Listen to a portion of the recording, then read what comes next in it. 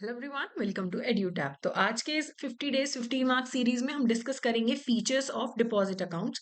तो कौन कौन से डिपॉजिट अकाउंट्स होते हैं और उनके फीचर्स क्या हैं, इनके बारे में हम बात करेंगे। तो सबसे पहले है करंट अकाउंट। तो करंट अकाउंट अगर आप ओपन करते हैं तो आप बहुत सारे number of transactions, volume of transactions कर सकते हैं, कोई रिस्ट्रिक्शन नहीं है। लेकिन आपको कोई इंटरेस्ट नहीं मिलेगा। एंड सारे टाइप के कस्टमर्स करंट अकाउंट ओपन कर सकते हैं, यानी कि इंडिविजुअल्स है, कंपनी है, पार्टनरशिप फर्म है, they can open the current account. But certain categories of customers are prohibited from opening the current account. Minor, जिसकी उम्र 18 साल से कम है वो, पर्दा नशीन, जो विमेन पर्दा करती हैं अपने फेस पे, और जो इलिटरेट है और जो ब्लाइंड है, they can not open a current account. तो करंट अकाउंट आप इंडिविजुअल कैपेसिटी में भी रन कर सकते हैं, रिप्रेजेंटेटिव कैपेसिटी में भी रन कर सकते हैं। एंड जितनी मर्जी ट्रांजेक्शन्स करो, जितना मर्जी अमाउंट डिपॉजिट कराओ, जितना मर्जी अमाउंट विड्रॉ कराओ, कोई दिक्कत नहीं है। मिनिमम बैलेंस की प्रोविजन अगर बैंक चाहे तो रख सकता है। मैक्सिमम बैलेंस पे कोई भी बाधा नहीं है, जितना चाहे आप बैलेंस रख सकते हैं। कैश विड्रॉ कर लो, एटीएम पे डिपॉजिट विड्रॉल्स कर लो, अलाउड है। एंड अगर जॉइंटली ओपन किया गया है करंट अकाउंट तो फिर जो भी अमाउंट विड्रॉ होता है वो चेक से भी आप विड्रॉ कर सकते हैं, सिंगली भी, जॉइंटली भी, नेट बैंकिंग से भी ऑथराइजेशन हो सकता है। जैसे कंपनीज जो है ना, वो नेट बैंकिंग की ऑथराइजेशन सिंगल या एक से ज्यादा लोगों को भी प्रोवाइड कर सकते हैं अकाउंट में। जैसे कंपनी की तरफ से कौन कर सकता है, तो वो कुछ लोगों को ऑथराइजेशन होती है। ठीक है। एंड बैंक चाहे तो कुछ चार्जेस और इंटरेस्ट भी रख सकते हैं इस अकाउंट पे, सर्विसेज प्रोवाइड करने के लिए। ठीक है, अकाउंट को डेबिट कर सकते हैं। अगर हम सेविंग्स अकाउंट की बात करें तो ये सिर्फ इंडिविजुअल्स के लिए होता है, चाहे सिंगली चाहे जॉइंटली अकाउंट ओपन करें। विद और विदाउट चेक फैसिलिटी ये अकाउंट ओपन हो सकता है। अगर आपने चेक फैसिलिटी नहीं ली है तो आप विड्रॉल स्लिप्स को यूज करके पैसा जो है वो विड्रॉ कर सकते हैं। एटीएम फैसिलिटी भी मिलती है, net banking facility, mobile banking facility भी सेविंग्स अकाउंट पे अवेलेबल है। आप कैश डिपॉजिट करवा सकते हो, चेक जमा करवा सकते हो, ई ट्रांसफर कर सकते हो। तो ये पैसा ना सेविंग्स प्रमोट करने के लिए होता है, ये वाला अकाउंट। ये अकाउंट बिजनेस या ट्रेडिंग एक्टिविटी के लिए नहीं होता। मिनिमम बैलेंस रखने के लिए बैंक आपको बोल सकता है। मैक्सिमम बैलेंस पे कोई भी सीलिंग नहीं है। तो ये सिर्फ इंडिविजुअल्स के लिए है। अगर आपकी कोई गवर्नमेंट डिपार्टमेंट है, कोई ऐसी गवर्नमेंट बॉडी है जो बजट पे डिपेंड करती है, म्यूनिसिपल कॉर्पोरेशन है, पंचायत है, इन्हें सेविंग्स अकाउंट ओपन करना नहीं अलाउड है। कोई पॉलिटिकल पार्टी है, कोई प्रोफेशनल कंसर्न है, वो सेविंग्स अकाउंट ओपन नहीं करते हैं। ठीक है। इंडिविजुअल पर्सन या कोई जॉइंट नेम में ये सेविंग्स अकाउंट ओपन किया जा सकता है। माइनर्स अगर 10 साल से ज्यादा की उम्र के हैं तो वो सेविंग्स अकाउंट खुद से भी ऑपरेट कर सकते हैं, अगर बैंक अलाउ करे। और एचयूएफ भी ओपन कर सकते हैं ये अकाउंट, और कर्ता जो है उनकी तरफ से इस अकाउंट को ऑपरेट कर सकते हैं। तो वैसे तो कंपनीज को, ऑर्गेनाइजेशंस को ये अकाउंट ओपन करना अलाउड ही नहीं है। बट आरबीआई ने कुछ ऑर्गेनाइजेशंस को अलाउ किया है ये अकाउंट ओपन करना। जैसे प्राइमरी कोऑपरेटिव क्रेडिट सोसाइटी, जिन्हें बैंक फाइनेंस करता है, उन्हें अलाउड है। Khadi village industry board, agriculture produce market committee, जो रजिस्टर्ड सोसाइटीज हैं, जो सेक्शन 8 कंपनीज हैं अंडर कंपनीज एक्ट 2013। ये सेक्शन 8 कंपनीज कौन सी होती हैं? जो प्रॉफिट के लिए नहीं बनी है, जैसे रिलीजियस चैरिटेबल इंस्टीट्यूशन है। पहले उन्हें सेक्शन 25 कंपनी बोलते थे अंडर कंपनीज एक्ट 1956। अब सेक्शन 8 कंपनी बोलते हैं। फिर अगर कोई गवर्नमेंट बॉडी है in respect of grant subsidies for implementation of programmes schemes with authorization, वो भी अकाउंट ओपन कर सकती हैं। जो विमेन ऑन चाइल्ड की डेवलपमेंट के लिए रूरल एरियाज में कोई ऑर्गेनाइजेशन है, कोई सेल्फ हेल्प ग्रुप है, चाहे रजिस्टर्ड है चाहे अनरजिस्टर्ड है, और फार्मर क्लब्स, विकास वॉलंटियर वाहिनी, ये वो ऑर्गेनाइजेशन है जो सेविंग्स अकाउंट ओपन कर सकती हैं, आरबीआई ने परमिट किया है। तो ये लिस्ट को आप 3-4 बार रीड कर लीजिएगा। ठीक है। फिर अदर सेविंग बैंक रेगुलेशंस की बात करें तो कुछ बैंक मिनिमम बैलेंस आपको रखने के लिए बोल सकते हैं। सब बैंक का अपना अपना होता है मिनिमम बैलेंस का रिक्वायरमेंट। अगर आप नहीं मेंटेन करते तो आप पे चार्जेस लगते हैं। ठीक है। कभी भी चार्जेस जो बैंक लगाता है मिनिमम बैलेंस ना मेंटेन करने के लिए, कभी भी इतना नहीं लगा सकता आप पे चार्जेस कि आपका बैलेंस डेबिट में चला जाए, नेगेटिव में चला जाए। ठीक है। सेविंग्स अकाउंट में जो विड्रॉल्स कितने कर सकते हो उस पर रिस्ट्रिक्शन हो सकती है। ठीक है। कैश विड्रॉल जो है through withdrawal form is permitted only for account holder and with passbook. अगर कोई कैश विड्रॉल करना चाहता है विड्रॉल फॉर्म भर के, तो अकाउंट होल्डर कर सकता है, उसके पास पासबुक होना चाहिए। अगर आप चाहो तो आप अपना जो अकाउंट है एक ब्रांच से दूसरी ब्रांच में ट्रांसफर कर सकते हो। आपको अपने जो अनयूज चेक्स हैं वो सरेंडर करने पड़ते हैं, रिटर्न रिक्वेस्ट देना पड़ता है कि मेरा जो बिजनेस है वो ट्रांसफर कर दिया जाए। ठीक है। स्टाफ मेंबर्स के जो अकाउंट्स होते हैं बैंक के स्टाफ पे, उन पे काफी रिस्ट्रिक्शंस लगाई जा सकती हैं, चेक्स को स्क्रूटनाइज किया जाता है। थर्ड पार्टी चेक्स और डिमांड ड्राफ्ट जो हैं वो स्टाफ के अकाउंट में कलेक्ट नहीं किए जाते हैं। ठीक है। तो एक पर्टिकुलर टाइप का सेविंग्स अकाउंट जो होता है वो है basic savings bank deposit account, जिसे हम बीएसबीडी अकाउंट में बोलते हैं।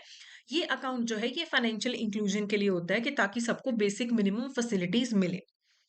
तो यहाँ पे ऐसे टाइप के जो अकाउंट होते हैं एक पर्सन का एक ही अकाउंट हो सकता है, किसी भी बैंक में मिला के एक ही अकाउंट हो सकता है।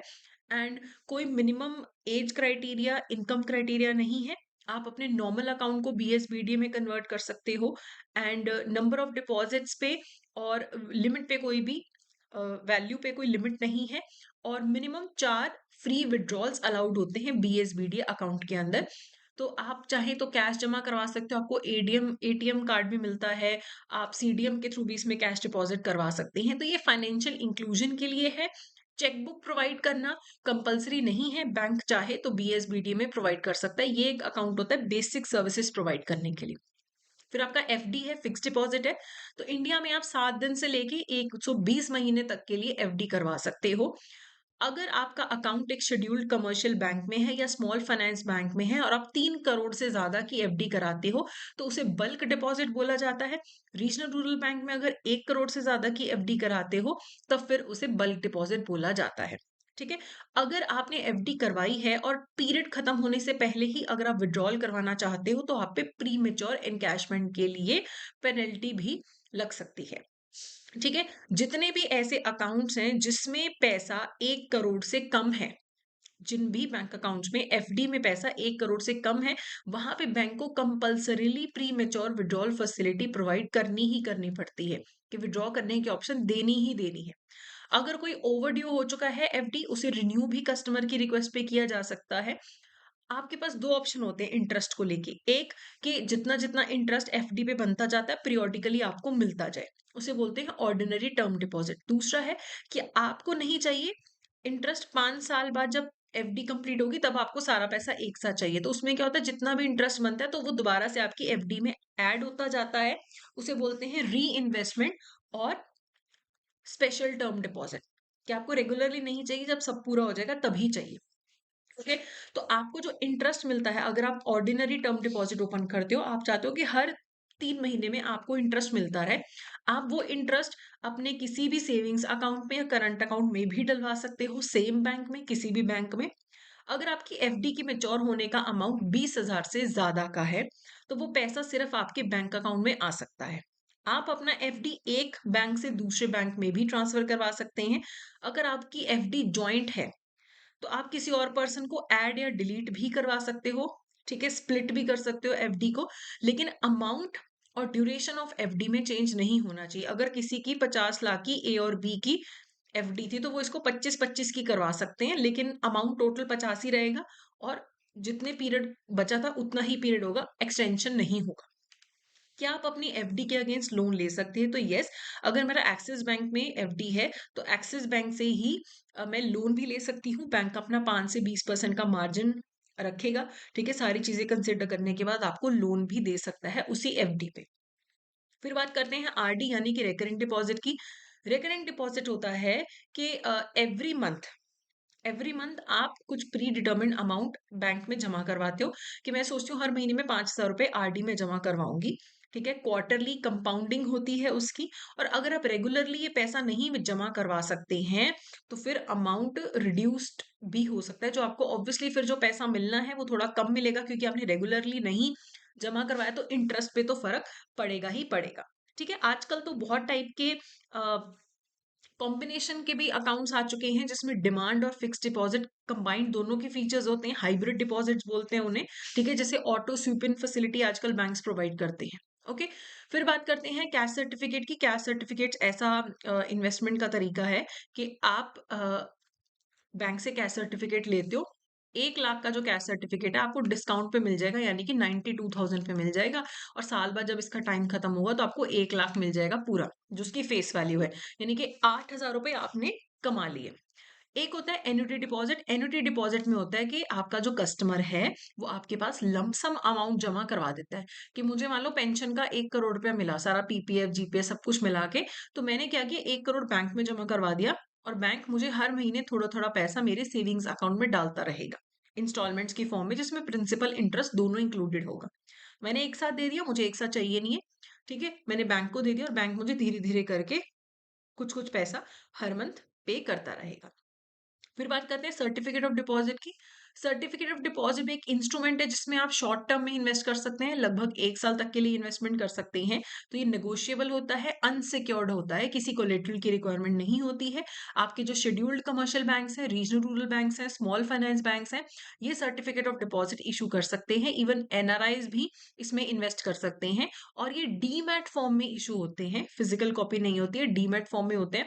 मिनिमम एक सर्टिफिकेट ऑफ डिपॉजिट 5 लाख का होता है मैक्सिमम। ठीक है, मैक्सिमम कितना आप इन्वेस्ट करते हो, फिर 5-5 लाख की मल्टीपल्स में, 5, 10, 15, 20, 25 ऐसे आप इन्वेस्टमेंट करते हो।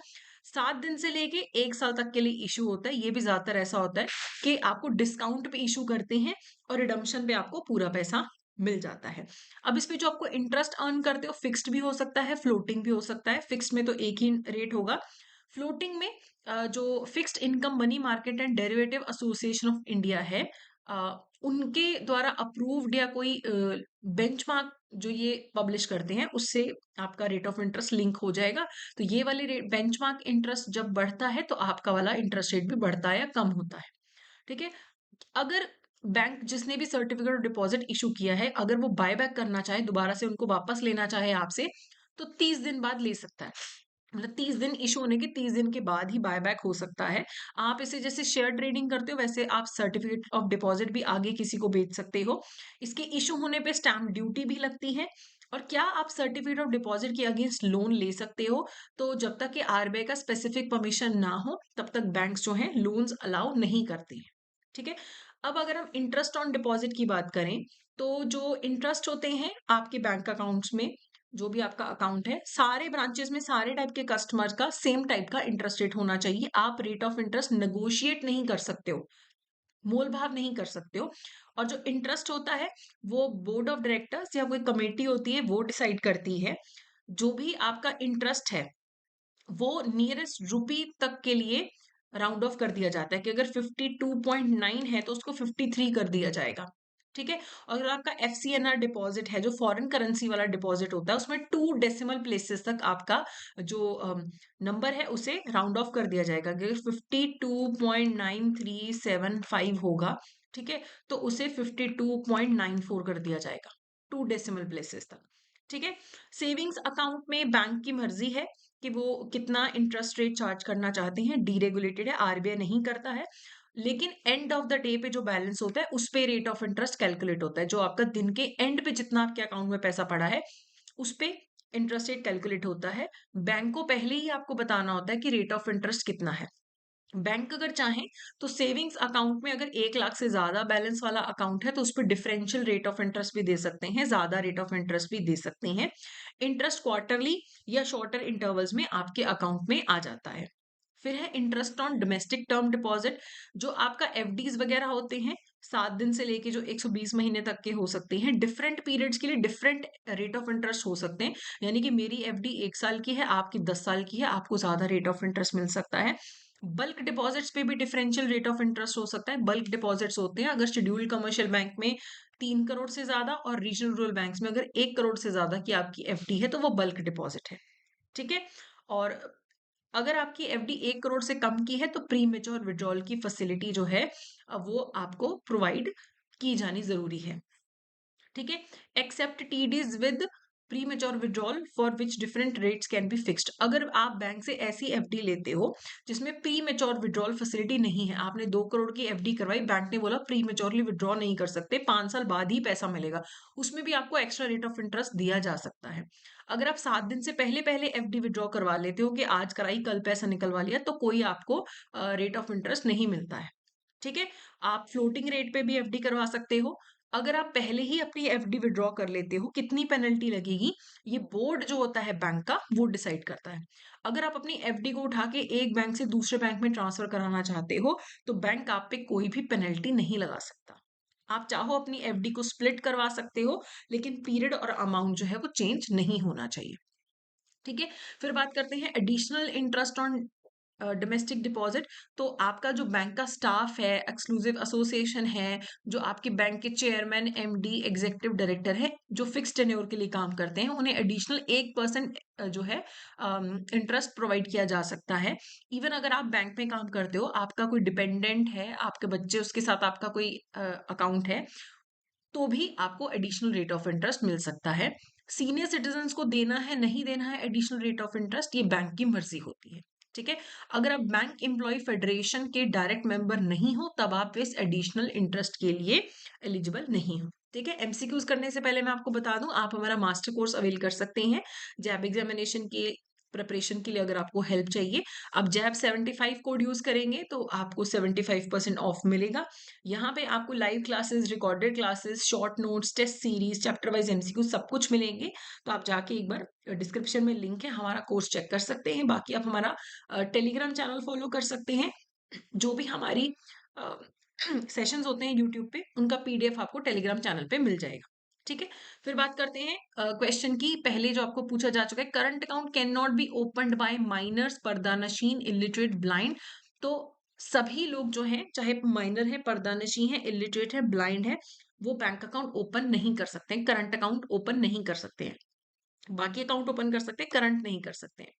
फिर under which circumstances can a bank offer additional 1% interest on deposit. Additional 1% interest on deposit किसको मिलता है? बैंक स्टाफ को और उनकी एक्सक्लूसिव एसोसिएशन को।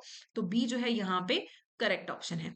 अगला है, according to the RBI guideline certificate of deposit कितने का इशू होता है मिनिमम? तो मिनिमम आपका सर्टिफिकेट ऑफ डिपॉजिट 5 लाख का इशू होता है। तो सी यहाँ पे करेक्ट ऑप्शन है। ठीक है। नेक्स्ट है, what is the maximum time period for an FD in a scheduled commercial and small finance bank? Maximum FD कितने के लिए कराते हो? तो मिनिमम 7 दिन के लिए, मैक्सिमम 120 महीने के लिए एफडी कराई जाती है। तो टी यहाँ पे करेक्ट आंसर है। तो ये था हमारा आज का session. I hope this will be useful to you. So that's it for today. Thank you so much.